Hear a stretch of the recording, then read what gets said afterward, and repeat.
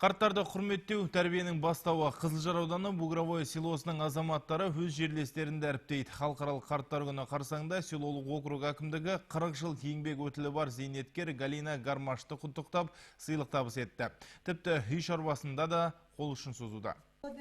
Галина Гармаш Бугровое селосында туып өскен барғымұрын мемлекеттік қызметке арнапты. Көкшетау қаласында кітапханашының оқуын тәмамдаса да ол жұмыс көңіліме жақпады дейді. Бір жерде 40 жыл бойы еңбек етуімнің бар сыры өз жұмысымды жақсы көрдім дейді зейнеткер. Береке қарсаңында әріптестері оны құттықтауға арнайы келген. Поздравляю вас с праздником, желаю вам счастья, добра. Вы вышли на заслуженный отпуск, поэтому примите от Акимата, от нашего госучреждения вот такой небольшой скромный подарок. Спасибо.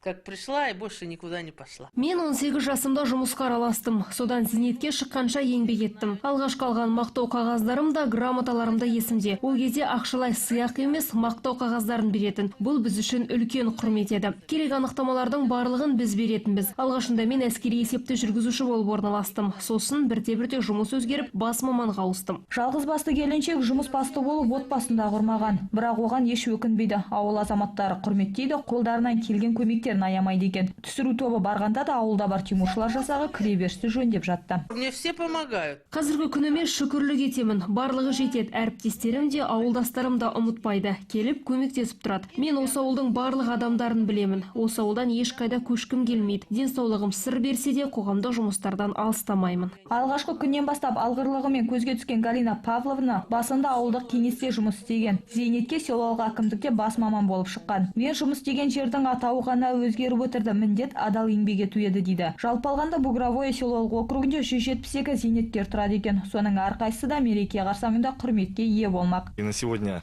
Біздің селолық округта 172 зейнеткер, 22 мүгедек жан тұрады. Оның біреуі бала. Мереке қарсаңында олардың бірінде қалдырмай құттықтап шығамыз. Жыл бойы көмек көрсетеміз. Әрбірінің үйіне барып жағдайларын жасау біздің міндетіміз. Осы жылы да барлығына көңіл бөлмекпіз. Қарияларға деген құрмет ешқашан толастаған емес. Олардың жүріп өткен өмірі мен еңбек жемістері келер ұрпаққа аманат. Сондықтан Галина Гармаш сынды зейнеткерлер табысты еңбек ету үшін сабырлы, төзімді болу керек дейді. Гүлнар Сайлауқызы, Қуаныш Қазбеков, ақпарат.